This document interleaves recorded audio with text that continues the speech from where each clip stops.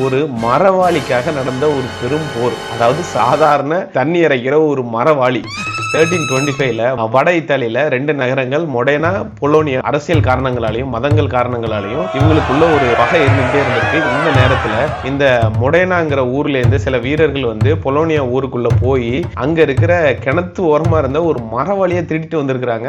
இது எதுக்கு பண்ணானுன்னே தெரியல.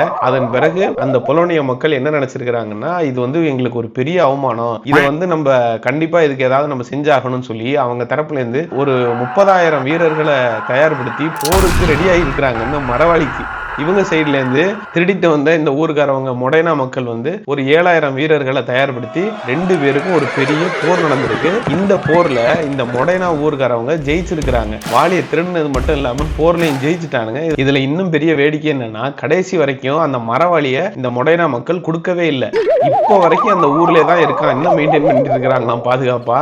இந்த வார் ஆஃப் ஒகேன் பக்கெட் அப்படின்னு இதுக்கு பேர் வேற.